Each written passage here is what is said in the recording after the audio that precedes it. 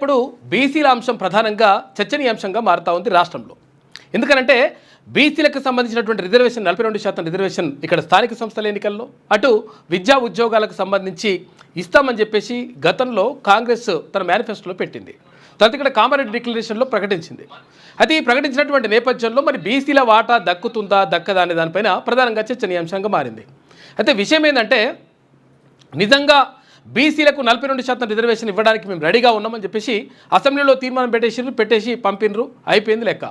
అయితే అక్కడికే చేతులు దులుపుకోవడం కాకుండా ఆ తర్వాత మేము ఒక అఖిలపక్ష బృందంతో వెళ్ళి అక్కడ కేంద్ర ప్రభుత్వాన్ని కలుస్తాం, కలిసిన తర్వాత అక్కడ ప్రధానమంత్రి నరేంద్ర మోడీకి వివరిస్తాం. ఈ రకరకాలుగా ఇట్లా చేపట్టడం ద్వారా బీసీలకు దగ్గర చేసేటువంటి ప్రయత్నం చేసుకుంటాం, తర్వాత బీసీలకు 42% రిజర్వేషన్ సాధిస్తామనేటువంటి మాటను రాష్ట్ర ప్రభుత్వం చెప్పింది. అక్కడ ముఖ్యమంత్రి చెప్పిన తర్వాత నిజంగా కూడా మరి బీసీలకు సంబంధించి ఏమన్నా ముందడుగు పడ్డదా అంటే ఎక్కడ కూడా పడ్డట్టుగా కనిపిస్తలేదు. విషయం ఏంటంటే మేము బిల్లు పెట్టేసినాం, చేతులు దులుపుకున్నాం అనేటువంటి కార్యక్రమం తప్ప బీసీలకు ఒరిగింది లేదు అనేటువంటి విషయం పైన ప్రధానంగా రాష్ట్ర వ్యాప్తంగా చర్చ జరుగుతూ ఉంది. అయితే బీసీ సంఘాల్లో కానీ నిన్న బీసీ సంఘాలు ఇక్కడ మొత్తం కూడా క్లియర్గా డిక్లేర్ చేస్తూ ఉన్నాయి. అంటే బీసీలకు సంబంధించి 100% దక్కాల్సినటువంటి వాటా దక్కాలంటే 100% ఈ 42% రిజర్వేషన్ అనేటువంటిది అమలు కావాలి. అయితే 42% రిజర్వేషన్ అమలు అయితే ఏం జరుగుతుంది, లేకపోతే 42% రిజర్వేషన్ అమలు కాకుండా మేము 42% మీకు సీట్లు కేటాయిస్తామంటే ఎట్లా ఏం జరుగుతుంది అంటే 42% రిజర్వేషన్ ఒకవేళ అమలు చేస్తే ఎట్టి పరిస్థితుల్లో ఏంటంటే తప్పని పరిస్థితుల్లో అన్ని పార్టీలు కూడా ఆ 42% ఎక్కడెక్కడైతే కేటాయిస్తారో ఏ గ్రామ పంచాయతీలు కానీ లేకపోతే ఎంపీటీసీలు కానీ జెడ్పీటీసీలు కానీ ఆయా స్థానాన్ని కేటాయిస్తారో తప్పకుండా బీసీలకు మాత్రమే అక్కడ అవకాశం ఉంటుంది. అప్పుడు ఏమవుతుంది, ఆ 42% ఎట్టి పరిస్థితుల్లో బీసీలు మాత్రమే అక్కడ నుంచి ఎన్నికవుతారు. అయితే ఇక్కడ రిజర్వేషన్లో ఎన్నికైన తర్వాత మళ్ళీ ఓపెన్లో ఉంటాయి. మరి ఓపెన్లో ఉన్న వాటిల్లో కూడా బీసీలు అక్కడ పోటీ చేస్తారు. పోటీ చేసిన తర్వాత అక్కడి నుంచి కూడా కొన్ని సీట్లు వస్తాయి. కొన్ని స్థానాల నుంచి వాళ్ళు సర్పంచులు కానీ ఎంపీటీసీలు కానీ జెడ్పీటీసీలు కానీ ఇక్కడ కార్పొరేషన్లు కానీ ఇక్కడ ఇవన్నీ కూడా అవకాశాలు దక్కుతాయి. కాకపోతే ఏంటంటే మేము 42% ఇచ్చేస్తాం అట్లా అని చెప్పేసి అక్కడ కాంగ్రెస్ పార్టీ చెప్తా ఉంది. కానీ అదే సరైనటువంటి అంశం కాదు. ఎందుకంటే 42% మీరు కేటాయిస్తే అక్కడి వరకు మాత్రమే పరిమితం అయిపోతారు బీసీలు. మరి ప్రభుత్వం చెప్పినటువంటి లెక్కల ప్రకారమే 56.33% ఉన్నటువంటి బీసీలకు మరి ఎంత వాటా దక్కాలి? కనీసం ఈ 56% దక్కాలి కదా. మరి దక్కాలన్నప్పుడు ఈ 42% రిజర్వేషన్ అమలైతే కొన్ని చోట్ల ఓపెన్లో కూడా బీసీలు గెలుస్తారు. అప్పుడు బీసీల వాటా బీసీలకు దక్కేటువంటి అవకాశం ఉంటుంది. ఇక్కడ విద్యా ఉద్యోగాలకు సంబంధించి కూడా ఎందుకంటే విద్యా ఉద్యోగాల్లో కూడా మాకు అన్యాయం జరుగుతూ ఉంది. ఈ ఈడబ్ల్యూఎస్ అనేటువంటి తీసుకొచ్చిండ్రు. అప్పుడు కేసీఆర్ గవర్నమెంట్ ఉన్నప్పుడు ఈడబ్ల్యూఎస్కి సంబంధించి 10% రిజర్వేషన్ తీసుకొచ్చిండ్రు. కేంద్ర ప్రభుత్వం చెప్పిన తర్వాత ఆ రాష్ట్రాల ఇష్టం అంటే 10%కి 10% అని చెప్పేసి అప్లై చేసి పడేసిండు. అక్కడ అమలవుతూ ఉంది.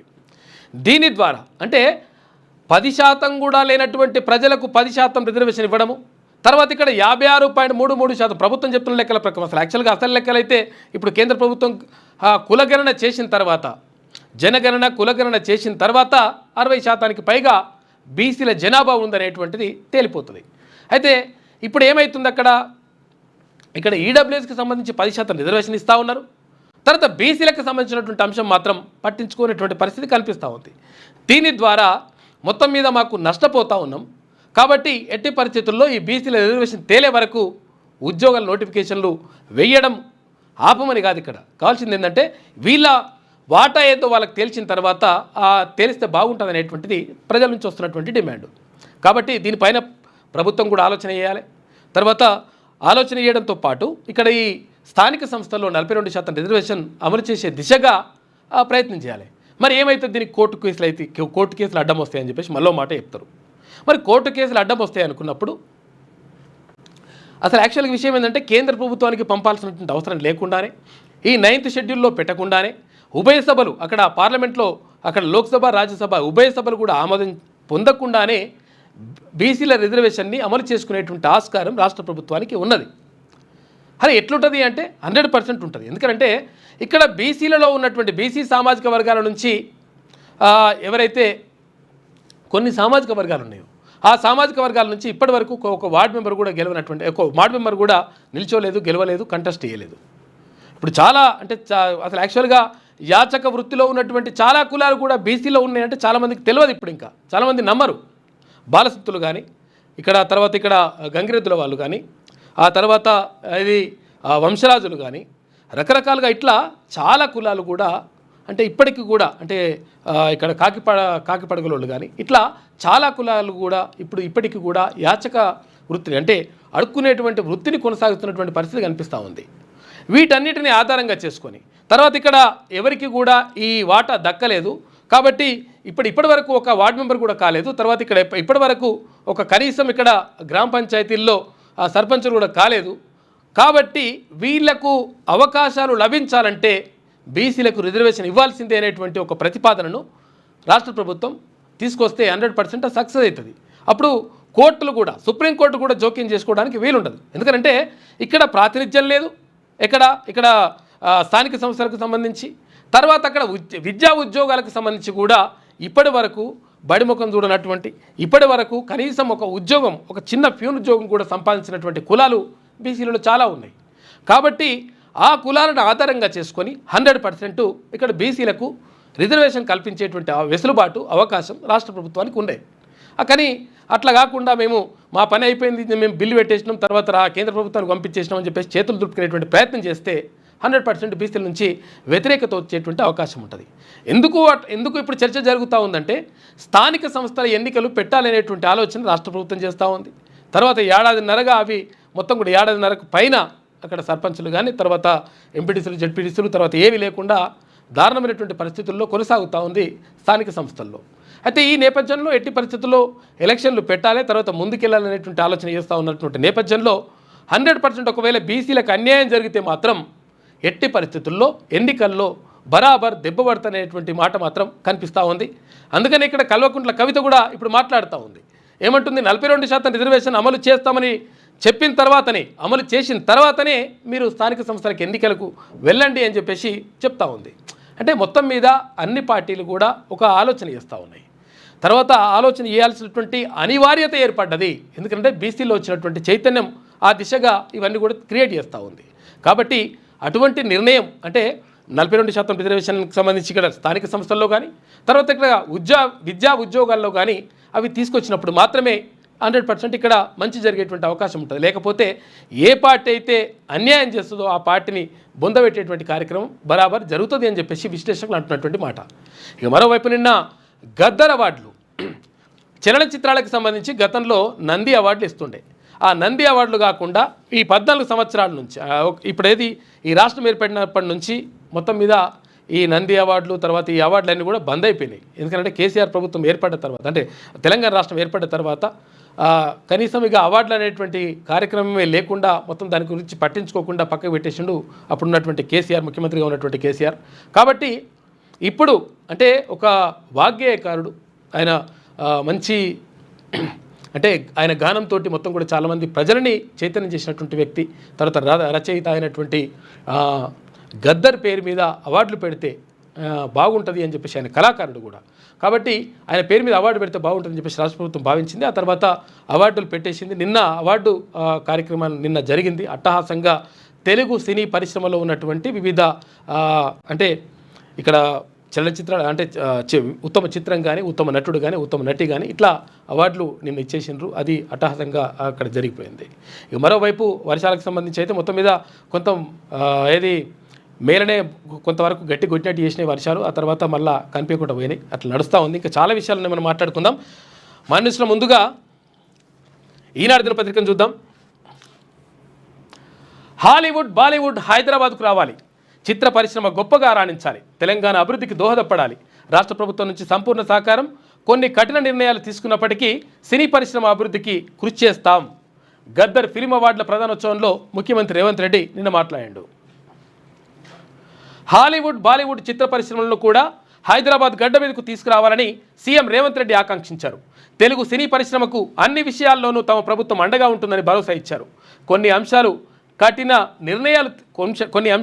నిర్ణయాలు తీసుకున్నప్పటికీ సినీ పరిశ్రమ అభివృద్ధికి తోడ్పాటును అందించడంతో పాటు సముచిత స్థానం కల్పించడానికి మేము ప్రయత్నం చేస్తామని చెప్పేసి నిన్న ముఖ్యమంత్రి మాట్లాడాడు. ఇక్కడ బాలకృష్ణకు ఎన్టీఆర్ జాతీయ సినీ పురస్కారం అందజేస్తున్న సీఎం రేవంత్ రెడ్డి అంటూ అక్కడ చిత్రం చూసుకోవచ్చు. ఇక అల్లు అర్జున్కు ఉత్తమ నటుడి పురస్కారాన్ని ప్రదానం చేస్తున్న సీఎం రేవంత్ రెడ్డి ఉందా. చిత్రంలో ఎఫ్డీసీ చైర్మన్ దిల్ రాజు, ఉప ముఖ్యమంత్రి భట్టి విక్రమార్క, ఉత్తమ నటి పురస్కారం అందుకున్న నివేదా థామస్ ఇక్కడ చూసుకోవచ్చు. ఉన్న విజువల్స్నే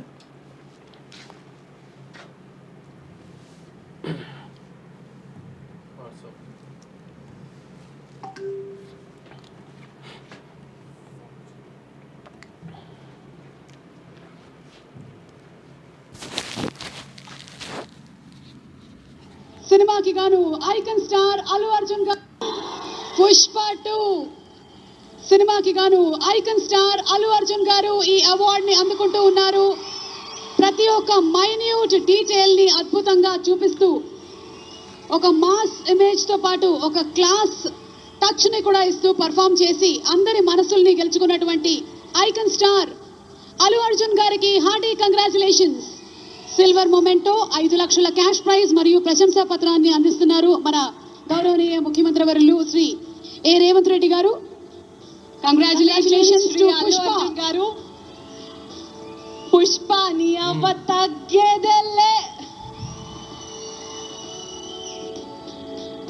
ఉత్తమ నటుడి అవార్డు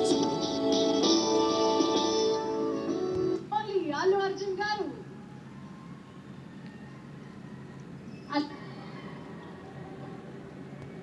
అందరికీ నమస్కారం.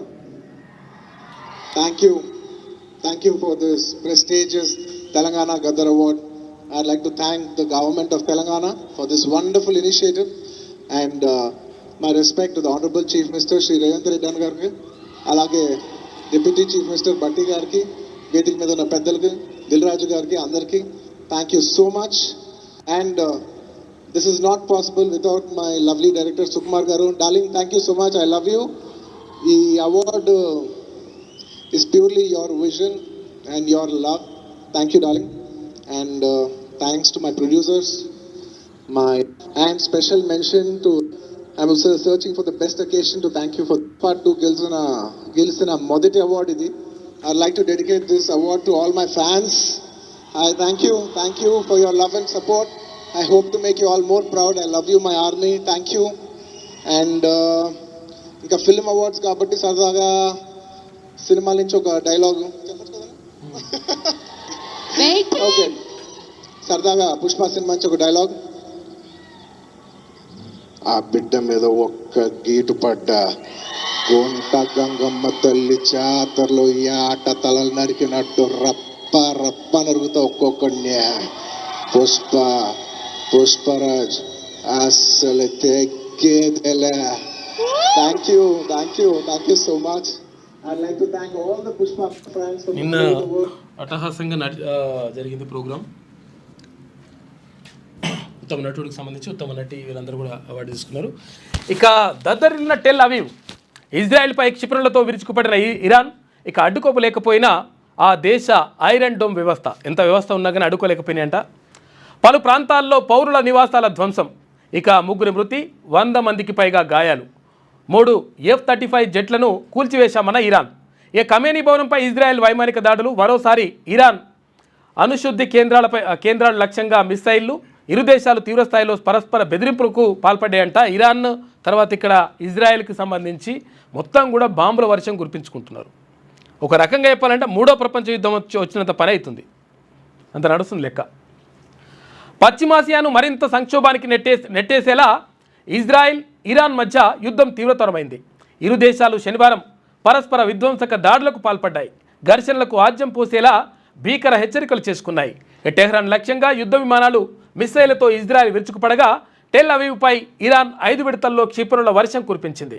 ఇక ఇజ్రాయెల్ గగనతర రక్షణ వ్యవస్థ ఐరన్ డోమ్ను ఛేదించుకొని ఇవి ఆ దేశ రక్షణ శాఖ విభాగాల ప్రధాన కార్యాలయాలపై ప్రాంగణాలను తాకడం విశేషం. ఇజ్రాయెల్ దాడుల నేపథ్యంలో అమెరికాతో అణ్వాయుధ ఒప్పందంపై చర్చలకు అర్థం లేదని చెప్పేసి ఇరాన్ పేర్కొన్నది. మొత్తం మీద అమెరికా ఒక ఆంక్ష పెడుతుంది. ఒకవేళ అణు ఒప్పందం చేసుకుంటారా చేసుకోకపోతే ఇజ్రాయెల్ తోటి ఇట్నే దాడులు చేపిస్తామని చెప్పేసి మొన్న ట్రంప్ అన్నాడు అని మొత్తం మీద ఆగమాగం చేస్తున్నాడు. దీనివల్ల ఇజ్రాయెల్కు తర్వాత ఇక్కడ ఇరాన్కు మధ్య జరుగుతున్నటువంటి యుద్ధం వల్ల చమురు ధరలు అంటే పెట్రోల్ డీజిల్ ధరలు భారీగా పెరిగేటువంటి అవకాశం ఉంటుంది. మరి కాకపోతే ఏంటంటే మనం ఆల్రెడీ పెంచేసినాం కాబట్టి మరి ఏమైతే చూడాలి, కానీ అట్లా దారుణమైనటువంటి పరిస్థితులు ఉన్నాయి. కేసులా నోటీసులా మేడిగడ్డ కుంగుబాటు బాధ్యులపై చర్యలకు కసరత్తు, విజిలెన్స్ మాన్యువల్ ఆధారంగా ముందుకెళ్లాలని సర్కార్ నిర్ణయం. మేడిగడ్డ బ్యారేజీ కుంగుబాటుపై విజిలెన్స్ అండ్ ఎన్ఫోర్స్మెంట్ ఇచ్చిన నివేదికలోని సిఫారసులపై విజిలెన్స్ మాన్యువల్ ఆధారంగా చర్యలు తీసుకోవాలని నీటిపారుదల శాఖ నిర్ణయించింది. ఇక క్రిమినల్ ప్రాసిక్యూషన్ చేయాలని విజిలెన్స్ నివేదికలో పేర్కొన్న అధికారులపై ఎఫ్ఐఆర్ల నమోదుకు ఆదేశించడం, మిగిలిన వారికి షోకాజ్ నోటీసులు ఇచ్చి వివరణ కోరడం లేదా అందరికీ షోకాజ్ నోటీసులు ఇవ్వడం, వీటిలో ఏ విధానాన్ని అనుసరించాలనే విషయమై విజిలెన్స్ మాన్యువల్ను అధ్యయనం చేస్తూ ఉందంట. మొత్తం మీద వీళ్ళకు నోటీసులు ఇవ్వాలన్నా లేకపోతే కేసులు పెట్టాలన్నా, నోటీసులు ఇవ్వాలన్నా అంటే కేసులు పెట్టరు, నోటీసులు ఇస్తారు. ఇట్లా వేరే ఇప్పుడు అయినాయా అంటే అయినాయి, పోయినాయి అంటే పోయినవి, తర్వాత ఇది ఏమంటారు దానిపైన దర్యాప్తు జరిగిందా అంటే జరిగింది. అంటే వస్తారు, వచ్చేసిన తర్వాత నాకు తెలియదు, మర్చిపోయినా, తర్వాత జ్ఞాపకం లేదు, ఇటువంటి సమాధానాలు చెప్తే అట్లా అయిపోతుంది లెక్క. మొన్న గాలి జనార్దన్ రెడ్డికి సంబంధించి 20 సంవత్సరాల క్రితము గాలి జనార్దన్ రెడ్డి కావలసినన్ని మొత్తం కూడా గనులు తవ్వేసిండు, తర్వాత బంగారు సింహాసనాలు చేయించుకుంటూ రకరకాలుగా మొత్తం కూడా ఆయన మీద ఆరోపణలు వచ్చినాయి. వేల కోట్ల రూపాయలు మొత్తం కూడా పోగేసుకున్నాడని, ప్రభుత్వ ఆదాయానికి గండి కొట్టిండని చెప్పేసి రకరకాలుగా ఆరోపణలు వచ్చినాయి. ఆరోపణలే కాదు నిరూపణ కూడా అయిందని చెప్పేసి ఆయనను జైలుకు పంపించిండ్రు. జైలుకు పంపించిన తర్వాత మళ్ళీ ఆ కోర్టు ఏం చేసింది, మళ్ళీ ఇంకో పై కోర్టుకి వెళ్తే హైకోర్టు అట్లేం కాదు, గాలి జనార్దన్ రెడ్డి చాలా మంచోడు కాబట్టి ఆయన నిడిచిపెట్టాలి. ఆయన నిడిచిపెట్టడంతో పాటు ఆయన పక్కకున్న వాళ్ళు కూడా ఉన్నారు కదా, వాళ్ళందరిని వదిలిపెట్టాలంటే అందరిని వదిలిపెట్టేసారు. అంటే పైసా మీ పరమాత్మ అన్నట్టు ఉండదు లెక్క. మొత్తం కొన్ని విషయాలలో అట్లా జరుగుతూ ఉన్నాయి. గాలి జనార్దన్ రెడ్డికి సంబంధించి గతంలో జడ్జీలను కూడా మేనేజ్ చేయడానికి, జడ్జీలను కూడా కొనడానికి డబ్బులు ఇచ్చినట్టుగా కొంతమంది జడ్జీలు కూడా వాళ్ళపైన కూడా అయింది. అట్లా అయింది అన్నట్టు లెక్క. మరి ఏందో కథ. ఇక తొలి 100లో మనకే 11 అట చూసుకోయిగా, మళ్ళీ నెంబర్ వన్ కాడికి వస్తుంది లెక్క. నీట్ యూజీలో సత్తా చాటిన తెలుగు రాష్ట్రాల విద్యార్థులు, రాజస్థాన్ మధ్యప్రదేశ్ విద్యార్థులకు తొలి 2 ర్యాంకులు. తెలంగాణ టాపర్గా 18వ ర్యాంకర్ కాకర్ల జీవన్ సాయి కుమార్, ఇక ఏపీ టాపర్గా 19వ ర్యాంకర్ కార్తిక్ రామ్ అని చెప్పేసి ఇక్కడ చూసుకోవచ్చు. మొత్తం మీద నీట్ యూజీకి సంబంధించి ర్యాంకులు మనయే అని చెప్పి ఒకటి ఉంటుంది అన్నట్టు లెక్క. Mahesh Kumar first rank, Utkarsh Awadhiya second rank, Jeevan Sai Kumar 18వ ర్యాంక్ అయితే మన దగ్గర ఫస్ట్ ర్యాంకు. జాతీయ వైద్య ప్రవేశ పరీక్ష నీట్ యూజీ ఫలితాల్లో తెలుగు రాష్ట్రాల విద్యార్థులు సత్తా చాటారు. ఇక టాప్ 20లో ఇద్దరు, టాప్ 100లో 11 మంది తెలంగాణ ఏపీకి చెందినటువంటి వారు ఉన్నారంట.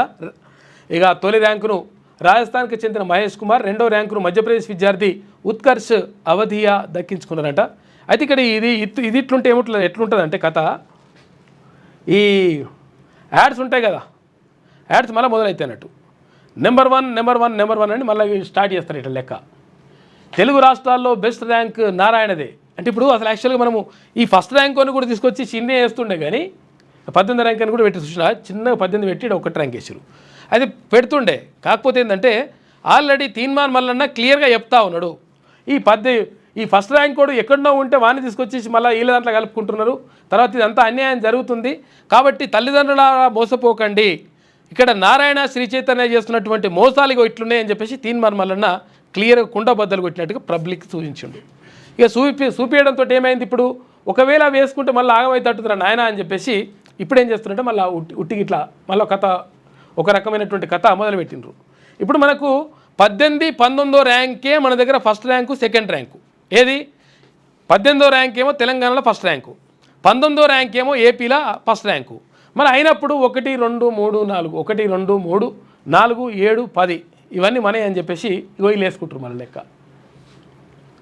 నారాయణ మనం దీన్ని బట్టి మనం అర్థం చేసుకోవచ్చు నిజంగా ఏంటంటే అసలు యాక్చువల్గా మరి టాప్ 100లో ఈ 2 రాష్ట్రాలకు కలిసి 11 మాత్రమే వచ్చినాయి అని చెప్పేసి క్లియర్గా పేపర్లలో ఉన్నాయి. ఇక ఓన్లీ మా నారాయణలో 22 ర్యాంకులు వచ్చినాయి 100 లోపు అని చెప్పేసి ఇటు రాసుకొస్తారు మళ్ళీ. కాబట్టి ఇట్లుంటుంది అట్లా కథ వీళ్ళంతా. ఇవన్నీ పేపర్లు నింపేస్తారు, కోట్ల రూపాయల యాడ్స్ ఇవి.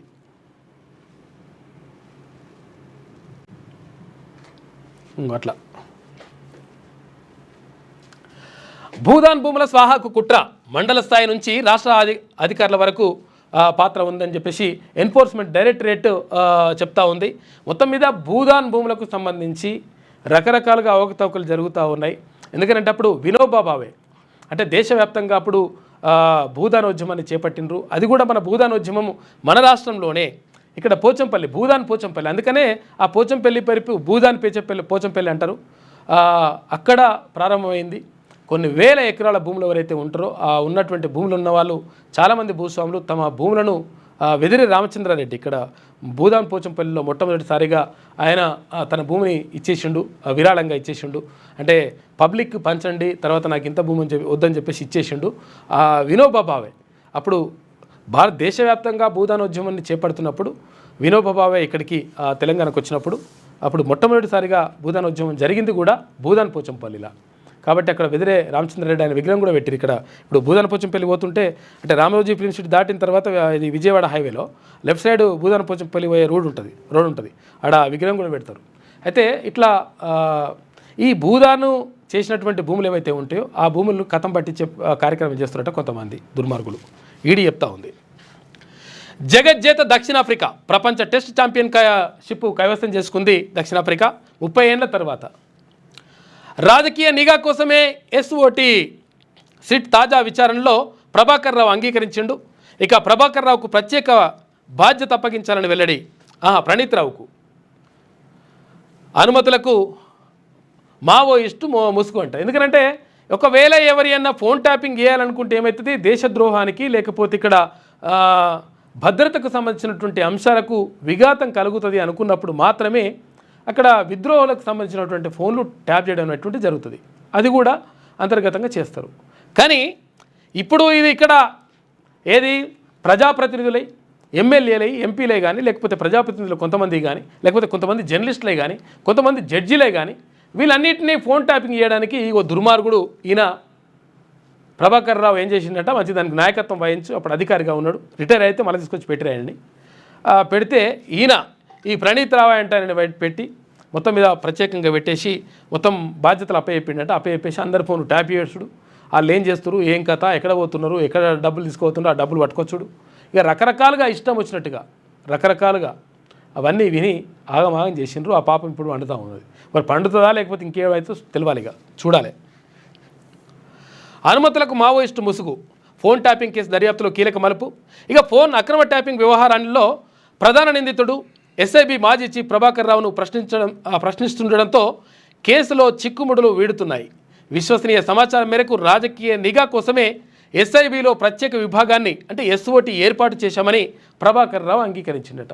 ఎస్ఓటి ఎందుకు ఏర్పాటు చేసినామంటే దీనికోసం చేసినట్ట కథ. ఇది సంగతి చూసుకుంటే ఇప్పటికైనా రాజీకి వస్తావా లేదా అని ఇక్కడ ట్రంప్ అక్కడ నెతన్యాహు అడుగుతున్నది. ఇక మించిపోయింది లేదు, మాతో అనుఒప్పందం చేసుకోండి అని చెప్పేసి ఇరాన్కు ట్రంప్ స్పష్టీకరణ అని ఒకటి కార్టూన్ కనిపిస్తూ ఉంది. ఇది ఈనాడులో ఉన్నటువంటి ప్రధాన కథనాలు. అయితే ఒకసారి వెలుగు దినపత్రికను చూద్దాం. ఇక టెస్టు రారాజు సౌత్ ఆఫ్రికా వరల్డ్ టెస్ట్ ఛాంపియన్గా సఫారీ టీం ఫైనల్లో 5 వికెట్ల తేడాతో ఆస్ట్రేలియాపై విజయం. సౌత్ ఆఫ్రికా అనుకున్నది సాధించింది. దాదాపు 3 దశాబ్దాల సుదీర్ఘ నిరీక్షణకు తెరదించుతూ ఎట్టకేలకు మరో ఐసీసీ ట్రోఫీ సొంతం చేసుకుంది. మెగా ఈవెంట్ ఫైనల్స్లో తడబడే బలహీనతను వీడుతూ వరల్డ్ టెస్ట్ ఛాంపియన్షిప్లో తొలిసారిగా విజేతగా నిలిచింది. ఇక ఐసీసీ టోర్నీలో ఘన రికార్డు ఉన్నటువంటి ఆస్ట్రేలియాను ఫైనల్లో 5 వికెట్ల తేడాతో ఓడించిన రారాజుగా నిలిచింది. ప్రఖ్యాత లార్డ్స్ క్రికెట్ స్టేడియంలో శనివారం ముగిసిన ఫైనల్లో డిఫెండింగ్ ఛాంపియన్ ఆసీస్ ఇచ్చిన 282 రన్స్ టార్గెట్ను 5 వికెట్లకు కోల్పోయి ఛేదించింది. అప్పుడెప్పుడో అంటే 1998లో ఛాంపియన్స్ ట్రోఫీలో విజేతగా నిలిచిన సఫారీ టీం ఇన్నేళ్ల తర్వాత మరో మెగా ట్రోఫీ అందుకుందంట. ఐసీసీ ఈవెంట్ ఫైనల్లో 15 ఏళ్ల తర్వాత తొలిసారి ఓడిన ఆస్ట్రేలియా ఈసారి రన్నరప్తో సరిపెట్టుకున్నది. 15 ఏళ్ల తర్వాత ఓడిపోయిందంట ఆస్ట్రేలియా. మొత్తం కూడా వాళ్ళే గెలుస్తుండే ఉండే. ఇప్పుడు 30 ఏళ్ల తర్వాత సౌత్ ఆఫ్రికా విజయం సొంతం చేసుకున్నది. ఇక బాలీవుడ్ హాలీవుడ్ తెలంగాణకు రావాలి, సినీ పరిశ్రమకు రాష్ట్ర ప్రభుత్వం అండగా ఉంటుంది, గద్దరన్న స్ఫూర్తితో ముందుకు వెళ్తున్నాం అని చెప్పేసి సీఎం రేవంత్ రెడ్డి అంటుండు. ఇక సర్కార్ కఠినంగా కనిపించినా అభిమానంగా చూసుకుంటుంది, రాష్ట్ర అభివృద్ధి కోసం కలిసికట్టుగా ముందుకెళ్దాం, ప్రభుత్వం తరఫున సినీ అవార్డులు ఇవ్వడం 14 ఏళ్ల క్రితం ఆగింది, తిరిగి మేము గద్దర్ పీరిట ఇస్తున్నాం, ఆయన వేగుచుక్క, తెలంగాణ రైజింగ్ 2047లో సినీ ఇండస్ట్రీకి ఒక చాప్టర్, రాబోయే 22 ఏళ్ళు క్రియాశీలక రాజకీయాల్లో ఉంటా, నేను సాధించాలనుకున్న దాంట్లో ఎక్కడా ఫెయిల్ కాలే, 2047 నాటికి తెలంగాణ $3 ట్రిలియన్ ఆర్థిక వ్యవస్థ అవుతుందని ధీమా వ్యక్తం చేసిండు. ఇక ఘనంగా గద్దర్ ఫిలిం అవార్డులు ప్రధానోత్సవం నిన్న జరిగింది. సీఎం రేవంత్ రెడ్డి చేతుల మీదుగా గద్దర్ అవార్డు అందుకుంటున్న అల్లు అర్జున్, పక్కన డిప్యూటీ సీఎం బట్టి విక్రమార్క, దిల్ రాజు అని చెప్పేసి ఇక్కడ చిత్రాన్ని చూసుకోవచ్చు. సినీ పరిశ్రమకు రాష్ట్ర ప్రభుత్వం పూర్తి అండగా ఉంటుందని సీఎం రేవంత్ రెడ్డి భరోసా ఇచ్చారు. ప్రభుత్వం కఠినంగా కనిపించినా మిమ్మల్ని అభిమానంగా చూసుకుంటుంది, మీ అభివృద్ధికి 100% తోడ్పాటు అందిస్తుంది, బాలీవుడ్ హాలీవుడ్ కూడా తెలంగాణ గడ్డ మీదకి రావాలి, దీనికోసం మీరందరూ కృషి చేయాలి అని తెలుగు సినీ కళాకారులకు ఆయన సూచించారు. తెలంగాణ అభివృద్ధిలో సినిమా ఇండస్ట్రీ భాగస్వామ్యం కావాలన్నారు. గతంలో ఏమైనా అంశాలున్నా అవన్నీ పక్కకు పెట్టి అందరం కలిసికట్టుగా ముందుకెళ్దాం, తెలంగాణ డెవలప్మెంట్ కోసం పనిచేద్దాం అని సీఎం పిలుపునిచ్చారు. ఇక తెలంగాణ గద్దర్ ఫిలిం అవార్డుల ప్రధానోత్సవం హెచ్ఐసిసిలో శనివారం ఘనంగా జరిగింది. అయితే ఉమ్మడి ఏపీలో సినీ పరిశ్రమ కోసం అవార్డులు ఉండగా తెలంగాణ వచ్చాక తిరిగి ప్రభుత్వం తరఫున అవార్డులు ఇవ్వడం ఇదే మొదటిసారి. 2014 నుంచి 2024 వరకు సినిమా అవార్డులను ఈ వేదికపై అందజేసిండ్రంట. అంటే అప్పటి నుంచి ఇప్పటి వరకు కూడా అవార్డులు కూడా, అంటే ఇప్పుడు యాక్చువల్గా ఈ సంవత్సరానికే కాకుండా గతంలో ఆ 10 సంవత్సరాల అవార్డులు కూడా ఇచ్చేసిండ్రు. ఉత్తమ చిత్రం కానీ, ఉత్తమ నటుడు కానీ, ఉత్తమ నటి కానీ ఇట్లా అవార్డులు ఇచ్చేసుకుంటూ వచ్చిండ్రంట. నిన్న కాంతారా అవార్డుతో విజయ్ దేవరకొండ చూపిస్తూ ఉన్నాడు.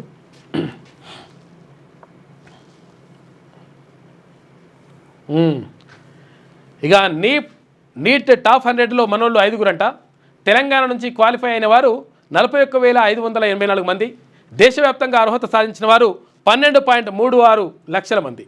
ఆల్ ఇండియా టాపర్గా రాజస్థాన్కు చెందిన మహేష్ కుమార్, సెకండ్ థర్డ్ ప్లేసుల్లో ఉత్కర్ష్ అవధియా, కృషంగ్ జోషి. ఏపీ నుంచి 36,776 మంది క్వాలిఫై అయినరు. టాప్ 100లో 6 ఉన్నారు. ఇక టాప్ 10లో తెలంగాణ, ఏపీ నుంచి ఒక్కరికి దక్కలేదు చోటు.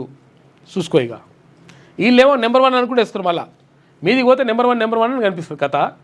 ఇందులో ఒక్కరికి కూడా చోటు దక్కలేదంట. చూసుకోరి, చూసారు కదా. ఇవన్నీ చూస్తే వీళ్ళే మనకే వచ్చినట్టునే మొత్తం అవార్డులు, మొత్తము ఇవి ఆ ర్యాంకులను మనకే వచ్చినట్టునే అనిపిస్తుంది. ఎందుకంటే ఈ నారాయణ, శ్రీ చైతన్య ఇట్లా వేస్తాయన్నమాట లెక్కలు. వాళ్ళు చేస్తున్న మోసం ఇట్లా. ఫీజుల నియంత్రణ పైన ప్రభుత్వం తీసుకుంటారు నిర్ణయం తీసుకుంటారంటారు. నిర్ణయం తీసుకోదు. ఇప్పుడు స్కూల్ స్టార్ట్ అయినాయి, బళ్ళు స్టార్ట్ అయినాయి, ఇంకా కూడా నిర్ణయం ఏం లేదు. ఇంకా ఆ విద్యా కమిషన్ వేసిన మరి ఎందుకు వేసినారో వాళ్ళ సూచనలు పాటించాలి కదా వాళ్ళు ఏమైనా ఇస్తే. మెడికల్ కోర్సుల్లో అడ్మిషన్ల కోసం నిర్వహించిన నీట్ యూజీ ఫలితాలను నేషనల్ టెస్టింగ్ ఏజెన్సీ ఎన్టీఏ శనివారం విడుదల చేసింది. తెలంగాణ నుంచి 70,259 మంది నీట్ పరీక్ష రాయగా వారిలో 41,584 మంది క్వాలిఫై అయ్యారు. ఆల్ ఇండియా టాప్ 100లో మనోళ్ళు 5గురు ఉన్నారు. ఇక కాకర్ల జీవన్ సాయి కుమార్ 18వ ర్యాంకు, షణ్ముఖ నిశాంత్ 37వ ర్యాంకు, మంగారి వరుణ్ 46వ ర్యాంకు, ఎండ్రపాటి షణ్ముఖ్ 48వ ర్యాంకు సాధించగా దర్బా కార్తిక్ రామ్ 19వ ర్యాంకు, కొడబటి మోహిత్ సాయిరామ్ 56వ ర్యాంకు, దేశిన సూర్యచంద్ర 59వ ర్యాంకు, పొందిల అవినాష్ 64వ ర్యాంకు, ఎర్రా సమీర్ అందరూ కూడా ర్యాంకులు సాధించారంట. మొత్తం మీద 11 మందికి వచ్చినాయంట 100లో టాప్ 100లో. అంటే తెలంగాణ నుంచి 5గురు, తర్వాత ఏపీ నుంచి 6గురు. ఇక ప్రభాకర్ రావు విచారణకు సహకరిస్తలే అని సహకరిస్తుండు, మళ్ళీ ఇదంతా అన్నారు. మళ్ళీ ఇన్లేదు ఒకటి. అంటే విషయం ఏంటంటే అసలు యాక్చువల్గా వీళ్ళు సహకరించరు. ఎందుకంటే తెలియదు, మర్చిపోయినాం ఇట్లా అని చెప్పేసి బురుడి కొట్టించేటువంటి ప్రయత్నం చేస్తారు. కాబట్టి గట్టిగా తీసి గుంజి కొడితే మళ్ళీ ఎవరైనా చేయకుంటుంటారు.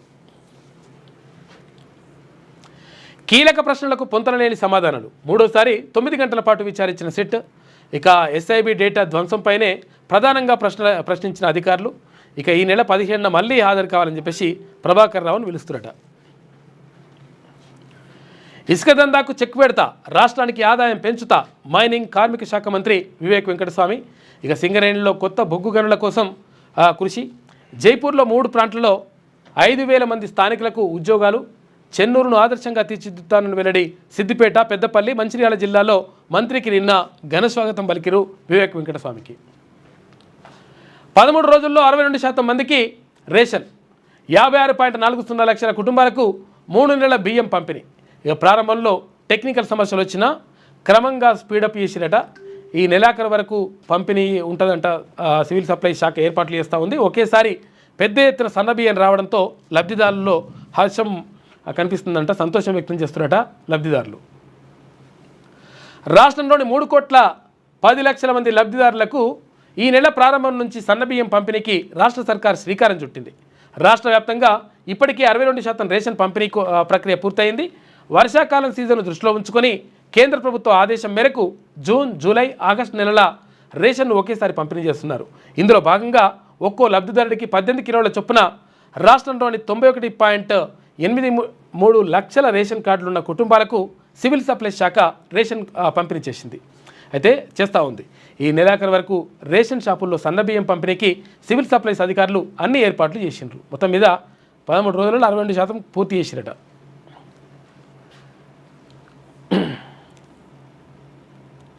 అండగా ఉంటే చాలు అని చెప్పేసి ఆదివారం స్పెషల్కి సంబంధించి సండే స్పెషల్ బుక్ వస్తలేనట్టుంది, ఇస్తారు కదా ఇది. ఇక దసరాలోపు సోలార్ ప్లాంట్లు.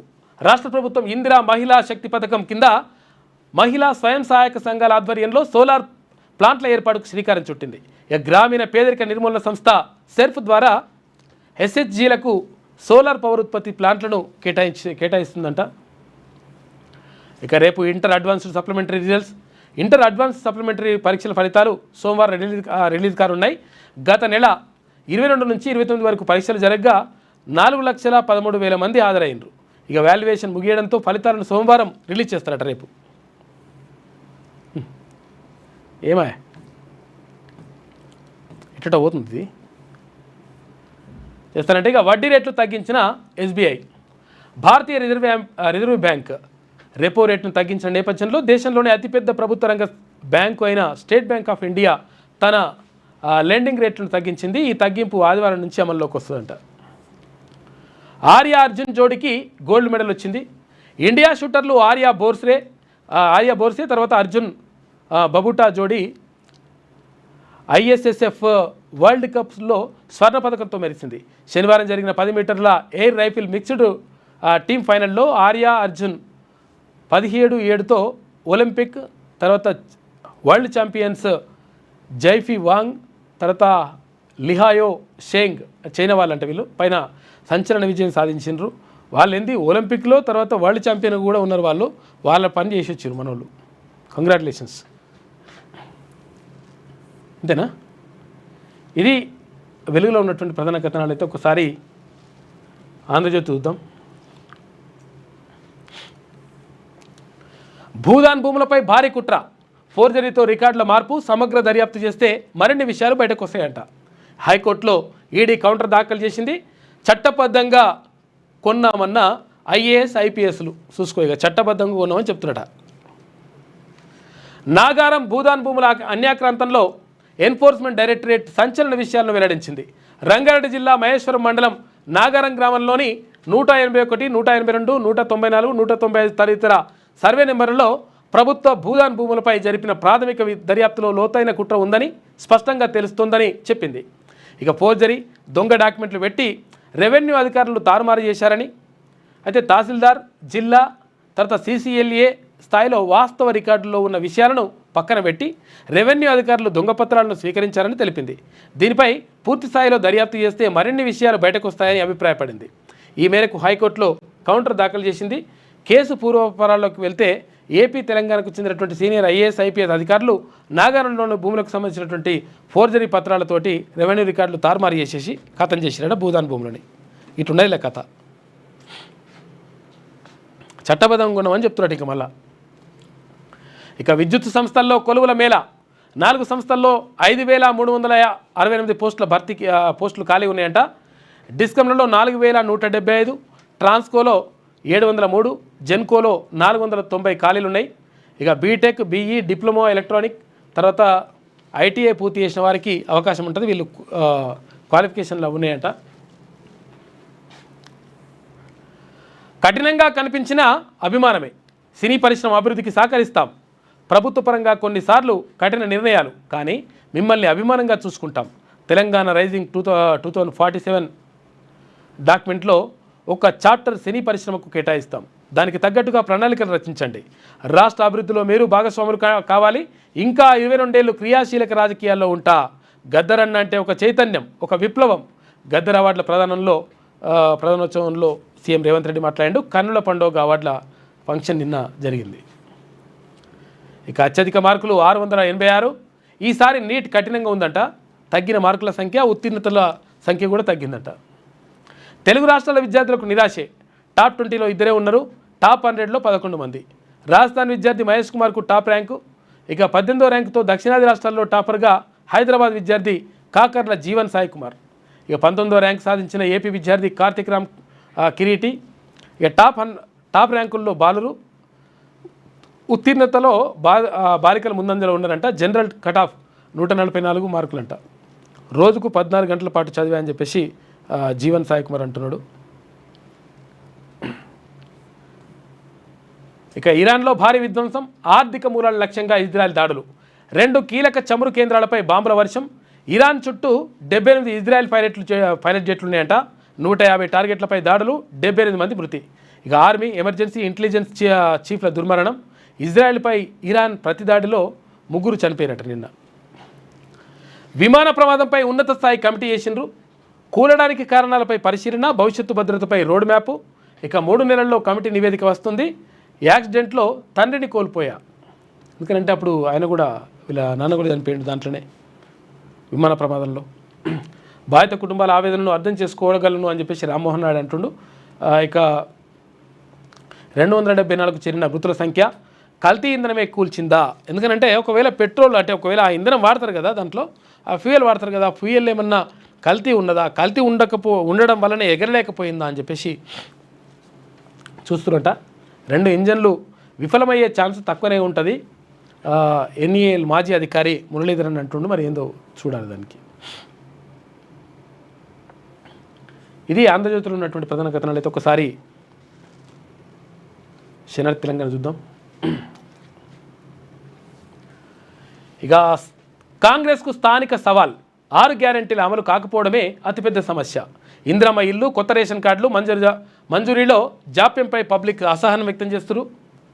మైనస్గా మారనున్న 42% బీసీ రిజర్వేషన్ల వ్యవహారం. పార్టీ మంత్రి పదవి దక్కని నేతల్లో అసంతృప్తి ఉందంట. స్థానిక ఎన్నికల్లో వీరి సమన్వయం, సహకారాలేమీ పెద్ద ఇబ్బందే. మెజార్టీ జెడ్పీటీసీ, ఎంపీటీసీ స్థానాలను గెలుచుకోలేకపోతే కాంగ్రెస్కు మరింత గడ్డుకాలమే ఉండేటువంటి పరిస్థితి ఉందంట. మొత్తం మీద ఇక్కడ స్థానిక సంస్థల్లో 42% రిజర్వేషన్ కల్పిస్తాం. తర్వాత విద్యా ఉద్యోగాల్లో కూడా 42% రిజర్వేషన్ని బీసీలకు కల్పిస్తామని చెప్పేసి గతంలో కాంగ్రెస్ హామీ ఇచ్చింది. హామీ ఇచ్చినటువంటి నేపథ్యంలో హామీ అమలు చేయాల్సినటువంటి బాధ్యత ఇప్పుడు ప్రభుత్వం పైన ఉన్నది. ఎందుకంటే ప్రభుత్వం ఏర్పడదు కాబట్టి ఇప్పుడు మరి ఎట్లా ఏం కథ అని చూసుకుంటే, ఇప్పుడు స్థానిక సంస్థల ఎన్నికలు పెడితే నిజంగా ఒకవేళ 42% రిజర్వేషన్ అమలు చేయకపోతే బీసీలందరూ కూడా తిరగబోయేటువంటి అవకాశం ఉంది. దీనివల్ల ఏమవుతుంది అంటే, ఎవరైతే అనుకుంటారో, ఎవరైతే బీసీలకు అన్యాయం చేసినారో వాళ్ళ పని చేసేటువంటి కార్యక్రమం నడుస్తుంది. అందుకని మరి ఏం చేస్తారో చూడాలి. తెలంగాణ కాంగ్రెస్కు స్థానిక ఎన్నికల సవాల్ విసురుతున్నాయి. ఈ ఎలక్షన్లో ఆ పార్టీ మెజార్టీ జెడ్పీటీసీలు, ఎంపీటీసీల స్థానాలను కైవసం చేసుకోవడం తప్పనిసరి. ఇక లోకల్ బాడీలో వచ్చే మెరుగైన ఫలితాలను బట్టే మున్ముందు కాంగ్రెస్ ఉన్నత భవిష్యత్తుపై ఒక అంచనా వేయొచ్చు. గత శాసనసభ ఎన్నికల సందర్భంగా కాంగ్రెస్ పార్టీ అనేక హామీలను ఇచ్చింది. ముఖ్యంగా 6 గ్యారెంటీలపై ఆ పార్టీ పెద్ద ఎత్తున ప్రచారం ప్రజలకు విస్తృతమైన ఆశలను కల్పించింది. అయితే వాటిలో మెజార్టీ హామీలు అమలు కాకపోవడం అనేది స్థానిక ఎన్నికల్లో కాంగ్రెస్కు మైనస్గా మారే అవకాశాలు కనిపిస్తున్నాయి. మహాలక్ష్మి పథకం కింద ప్రతి నెల మహిళలకు 2,500 రూపాయల ఆర్థిక సాయం చేస్తామని చెప్పిన ప్రామిస్ను ఆ పార్టీ నిలుపుకోలేకపోయింది. దీంతో రాష్ట్రంలో మెజార్టీ మహిళలు కాంగ్రెస్ గత ఎన్నికల సందర్భంగా ఇచ్చిన మహాలక్ష్మి పథకం గురించి లోకల్ బాడీ ఎలక్షన్లో ప్రశ్నించే అవకాశాలు ఎక్కువ. అయితే అలాగే రైతు భరోసా పేరిట రైతులకు ఎకరాకు ఏడాదికి 15,000 రూపాయల ఆర్థిక సాయం, కౌలు రైతులు, భూమి లేని వ్యవసాయ కూలీలకు 12,000 రూపాయలు అందజేస్తామంది. కానీ గత వానాకాలంలో రాష్ట్ర వ్యాప్తంగా అందరి రైతులకు రైతు భరోసాను సక్రమంగా అమలు చేయలేకపోవడంతో ప్రజల్లో కాంగ్రెస్ పట్ల వ్యతిరేకత పెరిగింది. ఇక ఇందిరమ్మ ఇళ్ల పరిస్థితి గురించి ప్రత్యేకంగా చెప్పాల్సిన పని లేదు. అర్హులైన అందరికీ ఇందిరమ్మ ఇల్లు ఇస్తామని చెప్పింది. అందులో భాగంగా ఇప్పటికే ప్రభుత్వం అధికారులతో అనేక సర్వేలు చేయించింది. కానీ ఇప్పటిదాకా ఏ జిల్లాలో కూడా ఇందిరమ్మ ఇల్లు ఇచ్చిన దాఖలాలు పూర్తి స్థాయిలో లేకపోవడంపై పబ్లిక్లో ప్రభుత్వంపై అసంతృప్తి పెరిగింది. అటు యువ వికాసం పేరుతో సర్కారు చేసిన హడావిడి కూడా అటకెక్కింది. ఇట్లా చాలా విషయాల్లో కూడా మొత్తం కూడా హామీలు ఇచ్చింది, అవతల పడ్డది. కాబట్టి ఇప్పుడు నష్టమే జరుగుతుంది అని చెప్పేసి అంటా ఉన్నారు.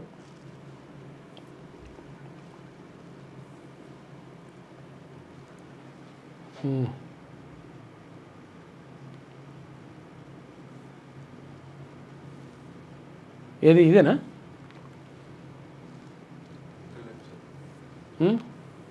ఇదే కదా, ఓకే రైట్. ఇక స్థానిక ఎన్నికలు సమీపిస్తున్నా ఇప్పటి వరకు ఆ పథకం ద్వారా పెద్దగా ఎవరికి ప్రయోజనం చేకూరలేదు. ఇక మరోవైపు విద్యార్థులకు 5 లక్షల విలువైన విద్యా భరోసా కార్డులు ఇస్తామని కాంగ్రెస్ హామీ ఇచ్చింది. 65 ఏళ్లు పైబడిన వృద్ధులు, వితంతువులు, వికలాంగులు, బీడీ కార్మికులు, ఒంటరి మహిళలు, కిడ్నీ రోగులకు నెలకు 4,000 రూపాయలు పింఛన్ ఇవ్వనున్నట్లు ప్రామిస్ చేసింది. ఇవేవి హామీలను రేవంత్ సర్కార్ నిలబెట్టుకోలేకపోవడం ఆ పార్టీకి పబ్లిక్లో ఇబ్బందికరంగా మారింది. ఇక ఈ ఫ్యాక్టర్సే స్థానిక ఎన్నికల్లో కాంగ్రెస్కు సవాలుగా మారే అవకాశాలు కనిపిస్తున్నాయి. మరోవైపు కామారెడ్డి డిక్లరేషన్ ద్వారా బీసీలకు విద్యా ఉద్యోగాలు, తర్వాత స్థానిక సంస్థల ఎన్నికల్లో 42% రిజర్వేషన్ కల్పిస్తామని ప్రకటించింది. అయితే ఇందుకు సంబంధించిన బిల్లును కేంద్రానికి పంపి చేతులు దులుపుకున్న కాంగ్రెస్ సర్కార్ ఆ బిల్లును 9వ షెడ్యూల్లో కేంద్రం చేర్చేలా మోడీ ప్రభుత్వంపై రేవంత్ అండ్ టీం ఒత్తిడి చేయలేకపోయిందనే విమర్శలు కూడా కాంగ్రెస్ ఎదుర్కొంటోంది. కానీ ఇది కూడా బీసీ వర్గాల్లో కాంగ్రెస్పై కాస్త వ్యతిరేకతను పెంచింది. అయితే ఈ అంశాన్ని రానున్న స్థానిక ఎన్నికల్లో కాంగ్రెస్ పార్టీ ఏ రకంగా హ్యాండిల్ చేస్తుందనే విషయం ఆసక్తికరంగా మారింది. గతంలో ఎన్నడూ లేని విధంగా గ్రామీణ క్షేత్రస్థాయిలోని ఈసారి బీసీ నినాదం బలంగా వెళ్ళింది. ఇదే కాంగ్రెస్కు ఇబ్బంది పెడుతోంది. గత ఎన్నికల్లో బీసీ వర్గాలకు 42% రిజర్వేషన్లను అమలు చేస్తామని పార్టీ ప్రకటించింది. కానీ యథార్థంగా మాత్రం ఇంప్లిమెంట్ కాలేదు. అందువల్ల స్థానిక ఎన్నికల సందర్భంగా బీసీ వర్గాలను ఎలా మంచిగా చేసుకోవాలనే దానిపైనే కాంగ్రెస్కు అతిపెద్ద టాస్క్గా మారింది.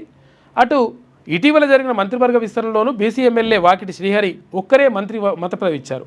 అయితే మరో 3 బెర్తులకు అవకాశం ఉన్నా కనీసం మరో 2 బీసీ శాసనసభ్యులకు అవకాశం కల్పించలేదు. దీంతో పార్టీ పదవుల్లో తమకు ప్రయారిటీ దక్కలేదని అసంతృప్తిలో ఉన్నారు. వీరిని కూడా స్థానిక ఎన్నికల సందర్భంగా బుజ్జగించి వారిని సమన్వయం చేసుకొని లోకల్ బాడీ ఎలక్షన్లో మెజార్టీ స్థానాలను కాంగ్రెస్ కైవసం చేసుకోవడం సవాలు కానుంది అని చెప్పేసి ఒక ప్రత్యేక వ్యాసం వేసింది శనివారం తెలంగాణ దినపత్రిక. మొత్తం మీద బీసీ రిజర్వేషన్ అనేటువంటి అంశము ఇప్పుడు కాంగ్రెస్ పార్టీకి ఇప్పుడు గొడ్డలు పెట్టిలాగా తయారైపోయింది. ఎందుకంటే నిజంగా ఇప్పుడు 42% రిజర్వేషన్ అమలు చేస్తారా?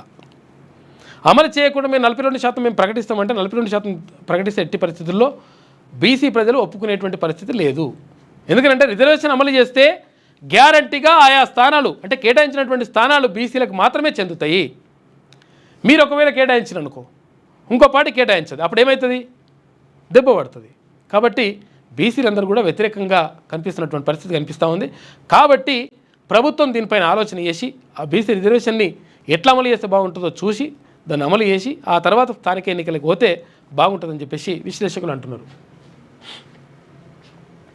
బీర్లయ్య పని మనిషి ఆత్మహత్య, ఇంట్లో ఐరన్ రాడ్కు ఊరేసుకొని సూసైడ్ చేసుకున్నారంటే అప్పుల బాధతోనే రవి బలవన్మరణం. మృతుడి భార్య గంధమల్ల నవిత ఫిర్యాదు మేరకు పోలీసులు కేసు నమోదు చేసుకున్నారు. 3 ఏళ్ల క్రితం ప్రైవేట్ బ్యాంకు నుంచి రవి లోన్ తీసుకున్నట్లు వెల్లడి. రుణం కట్టలేకనే మనస్తాపంతో రవి చనిపోయినట్లుగా నవిత వివరణ ఇచ్చింది. అయితే నవిత ఐలయ్య మధ్య అక్రమ సంబంధం ఉందంటూ బీఆర్ఎస్ విస్తృతంగా ప్రచారం చేసిందంట. పోలీసులకు ఐలయ్య అనుచరులు దీనిపైన ఫిర్యాదు చేసిండ్రు. ప్రభుత్వ వైపు ఆలేరు శాసనసభ్యులు బీర్లా ఐలయ్య పని మనిషి గంధమల్ల రవి ఆత్మహత్య చేసుకున్నాడు. యాదగిరిగుట్టలోని ఎమ్మెల్యే నివాసంలో శనివారం 3వ అంతస్తులో పెంట్ హౌస్లో ఉరేసుకొని ఆత్మహత్య చేసుకున్నట. ఇక హై లెవెల్ కమిటీ దర్యాప్తు. విమాన ప్రమాదంపై విచారణకు 5 సభ్యులతో కమిటీ చేశాం. ఇక బ్లాక్ బాక్స్ విశ్లేషణతో మరిన్ని విషయాలు తెలుస్తాయి. మేడే కాల్ తర్వాత ఏటీసీకి స్పందన రాలేదు. DNA పరీక్షలు జరుగుతున్నాయి. మృతదేహాలను వీలైన తొందరగా అందజేస్తాం. నా తండ్రి యాక్సిడెంట్లోనే చనిపోయారు. ఆ బాధ నాకు తెలుసు. బాధిత కుటుంబాలకు అండగా ఉంటాం కేంద్ర విమానయాన మంత్రి రామ్మోహన్ నాయుడు చెప్పింది నిన్న. ఇక ఎయిర్ సేఫ్టీపై ఉన్నతాధికారులతో సమీక్షా సమావేశం నిన్న నిర్వహించిండు. ఇక mayday mayday mayday, no power, no third, no thrust, going down అంట. పైలట్ చివరి 4 మాటలు, ఏటీసీకి సుమిత్ 5 సెకండ్ల సందేశం, వెంటనే కూలిన విమానం, ఏటీసీ తిరిగి స్పందించినా నో రెస్పాన్స్ అంట. అప్పటికప్పుడు మేడే మేడే అనంట అని ఇట్లా చెప్తుంటేనే అది క్రాష్ అయిపోయింది. ఇక స్థానిక ఎన్నికల ఆలోచన సరికాదు, 42% రిజర్వేషన్లు కల్పించకుండా ఎన్నికలు నిర్వహిస్తే ఊరుకోబోం, సామాజిక తెలంగాణ సాధనకు విద్యార్థి లోకం కదిలి రావాలి, రాహుల్ దర్శనం లేక రేవంత్ విలవిల, పాలనలో సీఎంకు పాస్ మార్కులు రాలే అని చెప్పేసి ఎమ్మెల్సీ కల్వకుంట్ల కవిత అంటుంది. మీకే వచ్చినాయమ్మ మార్కులు. ఇక బీసీల లక్ష్యం రాజ్యాధికారం కావాలి, బీసీలు రాజకీయ పార్టీలు పెట్టాలి, బీసీల పాలనతోనే అభివృద్ధి సాధ్యం, మాజీ ఐఏఎస్ అధికారి టి చిరంజీవులు, బీసీ వర్గాల మధ్య సమన్వయం మరింతగా పెరగాలి అని చెప్పేసి మాజీ ఐపీఎస్ పూర్ణచంద్రరావు అంటున్నారు. ఇక చైతన్యంతో ముందుకు వెళ్ళాలి చెరుకు సుధాకర్ అంటున్నారు. నల్లగొండ బీసీ సదస్సుకు అపూర్వ స్పందన. బీసీలు రాజ్యాధికారమే లక్ష్యంగా పనిచేయాలని, దేశంలోని ఇతర రాష్ట్రాలను తెలంగాణలోని వెనుకబడిన కులాల నేతలు ఆదర్శంగా తీసుకుని రాజకీయ పార్టీలను స్థాపించి రాజ్యాధికారం సాధించాలని బీసీ ఇంటలెక్చువల్ ఫోరం చైర్మన్ మాజీ ఐఏఎస్ అధికారి టి చిరంజీవులు పిలుపునిచ్చారు. అయితే శనివారం బీసీ ఇంటలెక్చువల్ ఫోరం నల్గొండ శాఖ ఆధ్వర్యంలో నల్గొండ పట్టణం ప్రకాశం బజార్ టీఎన్జిఓ భవన్లో శ్రీకాంతాచారి ప్రాంగణంలో విద్యా ఉద్యోగాలు, స్థానిక సంస్థల్లో బీసీలకు 42% రిజర్వేషన్లు అనే అంశంపై సదస్సు నిర్వహించారు. ఈ సదస్సుకు చిరంజీవులు ముఖ్య అతిథిగా హాజరయ్యారు. ఈ సందర్భంగా ఆయన మాట్లాడుతూ బీహార్లో బీసీలైన యాదవులు, కురుబలు ఆధిపత్యం ఉందన్నారు. తమిళనాడులో డిఎంకే, ఉత్తరప్రదేశ్లో సమాజ్వాదీ పార్టీ బీసీ కార్డుతోనే సక్సెస్ అయ్యాయన్నారు. తమిళనాడులో బీసీలు పరిపాలిస్తుండడం వల్లనే ఆ రాష్ట్రం అన్ని రంగాల్లో అభివృద్ధి చెందిందన్నారు. తలసరి ఆదాయం అందరికీ సమానంగా పెరిగిందన్నారు. బీహార్లో జనతాదళ్, ఆర్జేడీ సుదీర్ఘంగా పరిపాలిస్తూ బీసీల ఆత్మగౌరవ బావుట ఎగరవేస్తున్నారన్నారు. అయితే తెలంగాణ, ఆంధ్రప్రదేశ్ తప్ప బీసీలు అన్ని చోట్ల అధికారాన్ని కొనసాగుతున్నారు. ఇప్పటి వరకు తెలంగాణలో సాయుధ రైతాంగ పోరాటం, నక్సల్బరీ పోరాటం, తెలంగాణ ఉద్యమం, జల్ జంగల్ జమీన్ పేరిట ఆదివాసీ ఉద్యమాలు జరిగాయని, ఇక ముందు బీసీ ఉద్యమం ఒక్కటే జరగాల్సి ఉందన్నారు. వెస్ట్ బెంగాల్లో బ్రాహ్మణుల పరిపాలన వల్ల ఆ రాష్ట్రంలో ఇప్పటి వరకు అభివృద్ధి సాధించలేదన్నారు. ఇక బ్రిటిష్ వారు పరిపాలించిన కాలంలో మనకు సమానత్వం,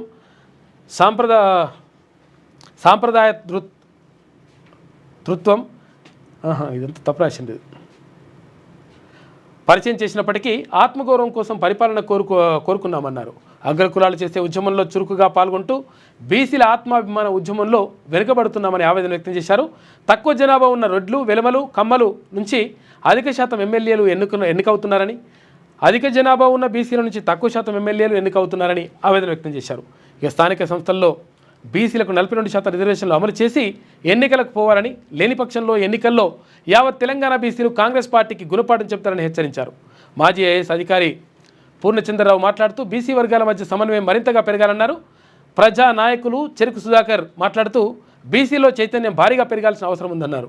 ఈ కార్యక్రమంలో BC intellectual forum core committee సభ్యులు పాలకూరి అశోక్ గౌడ్, తర్వాత కోర్ కమిటీ సభ్యులు చామకూర రాజు, కేవి గౌడ్, తర్వాత చెన్న శ్రీకాంత్, కొండల్ గౌడ్, నల్గొండ జిల్లాకు సంబంధించిన ఉద్యోగ సంఘాల నేతలు తరాళ పరమేశ్ యాదవ్, సమీర్ కుమార్, నకిరికంటి కాశయ్య, పందుల సైదులు, రామరాజు, రాఘవేంద్ర కళాశాల శంకర్ గౌడ్, మల్లయ్య ముదిరాజ్, తర్వాత తాండ కృష్ణ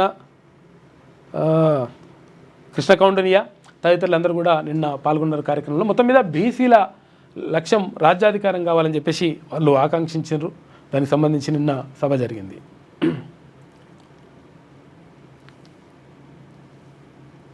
ఇక్కడ ఇది జరిగితే, నల్గొండలో ఇది జరిగితే, ఇక బీసీలంతా సంఘటితం కావాలి, అందరూ కలిసి అధికారం సాధించుకోవాలి, దానంతట అదే సామాజిక న్యాయం జరుగుతుంది.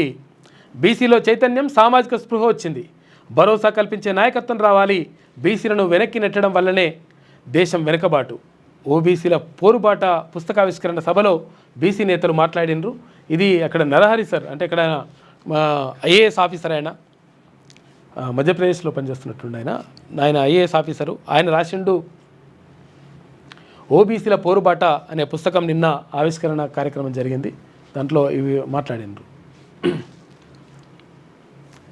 గ్రాండ్గా గద్దర్ అవార్డులు, స్పెషల్ అట్రాక్షన్గా అల్లు అర్జున్ అని చెప్పేసి ఒక వార్త కనిపిస్తూ ఉంది. తెలంగాణ గద్దర్ అవార్డుల ప్రధానోత్సవం హైదరాబాద్లోని హైటెక్స్లో శనివారం సాయంత్రం గ్రాండ్గా నిర్వహించారు.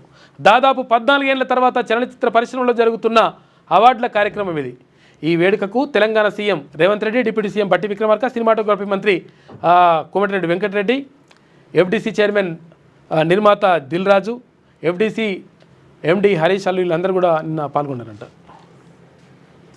మధ్యప్రదేశ్లో ఎన్కౌంటర్, 4 మావోయిస్టుల మృతుల్లో 3 మహిళా మావోలు కూడా ఉన్నారంట. గ్రెనేడ్ లాంచర్, 4 రైఫిళ్ళు, తర్వాత ఆయుధాలు స్వాధీనం చేసుకున్నారు. కొనసాగుతున్న సెర్చ్ ఆపరేషన్. ఇప్పుడు ఛత్తీస్గఢ్ పోయింది, ఇప్పుడు మధ్యప్రదేశ్లోకి వచ్చింది కథ. కేంద్రానికి ఉత్తమ్ లేఖ, బనకచర్ల ప్రాజెక్టుపై తీవ్ర అభ్యంతరం, ఏపీ పిఎఫ్ఆర్ను తిరస్కరించాలి, డిపిఆర్ సమర్పణను ఆపాలని వినతి, ఈ టెండర్లు పిలవకుండా నిలువరించాలని చెప్పేసి ఉత్తమ్ కుమార్ రెడ్డి ఆ లేఖలో పేర్కొన్నాడు. బనకచెర్లతో జలదోపిడి, ఆంధ్రప్రదేశ్ ప్రభుత్వం వేగంగా అడుగులు, నిమ్మకు నీరెత్తినట్లు తెలంగాణ ప్రభుత్వం, రాష్ట్ర ప్రయోజనాల కంటే కేసులపైనే ధ్యాస, సీఎం రేవంత్, మంత్రి ఉత్తమ్ మౌనం ఎందుకు అని చెప్పేసి హరీష్ రావు అడుగుతున్నాడు. అప్పుడు భారీ నీటిపారుదల శాఖ మంత్రిగా ఉన్నది ఈయననే, ఎవరు? హరీష్ రావు. భారీ నీటిపారుదల శాఖ మంత్రిగా ఉండి ఆగమాగం చేసి కాళేశ్వరం కథం చేసి పడేసిండు. ఆ తర్వాత ఇప్పుడు ఏది ఇక్కడ మన రాయలసీమ లిఫ్ట్ ఇరిగేషన్ కానీ పోతిరెడ్డిపాడు నుంచి నీళ్ళు తీసుకోతుంటే కానీ అప్పుడు సపోర్ట్ ఇవ్వలేదు. ఇప్పుడు మనం మాట్లాడుతున్నాడు ఈయన. మాజీ మంత్రి బీఆర్ఎస్ ఎమ్మెల్యే హరీష్ రావు మాట్లాడిండు. ఇక గోదావరి బనకచెర్ల ప్రాజెక్టుపై పవర్ పాయింట్ ప్రజెంటేషన్ నిన్న ఇచ్చిండు.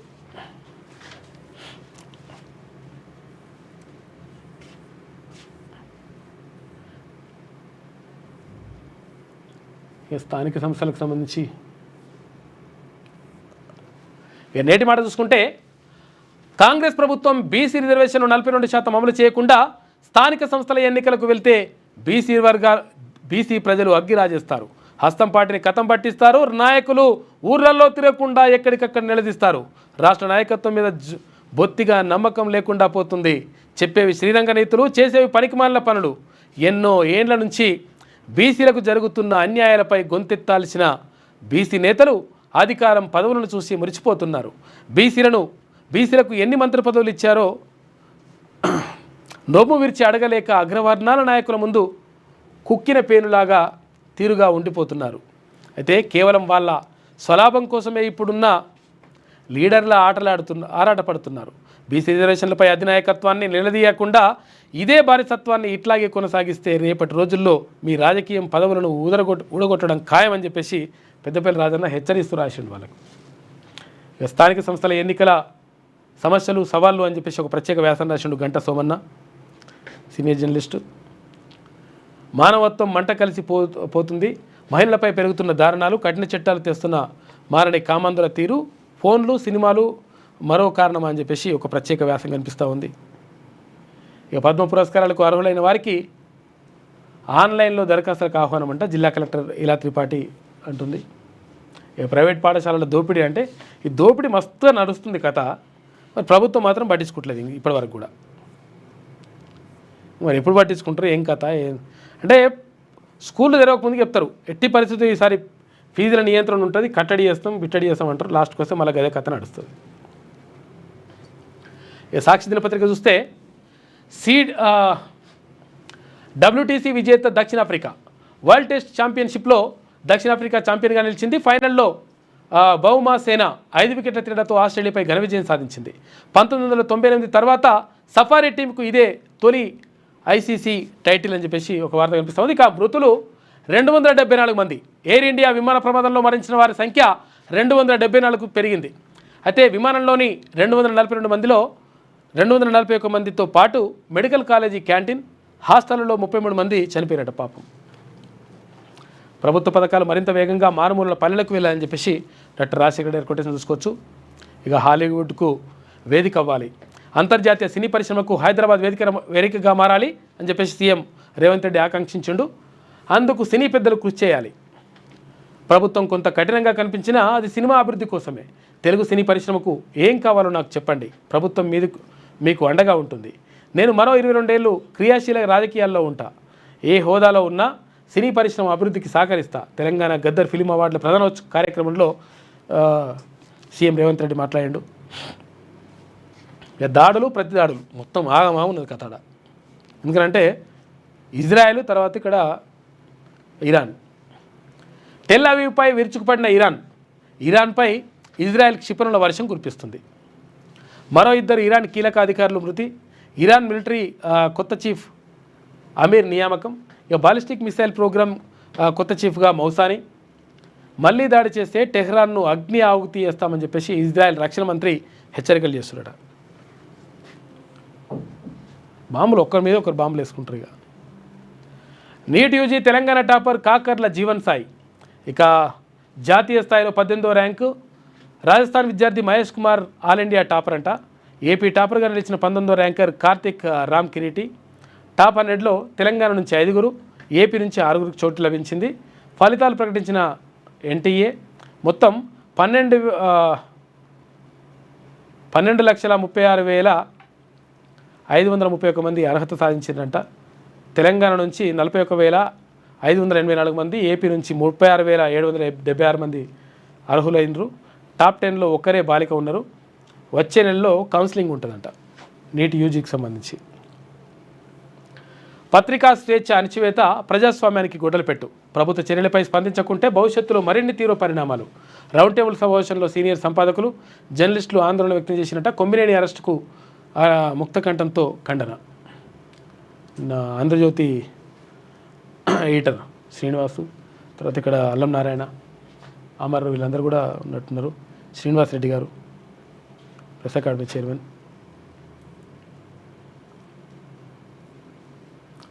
ఇక ప్రమాదంలో 26 మెడికల్ కాలేజీల మనుగడ. రాష్ట్రంలో ప్రభుత్వ వైద్య కళాశాల నిర్వహణపై ఎన్ఎంసీ అసంతృప్తి వ్యక్తం చేసింది. 18న ఢిల్లీలో వ్యక్తిగత విచారణకు రావాలని ఆరోగ్య శాఖ కార్యదర్శి డిఎంఈకి పిలుపునిచ్చింది.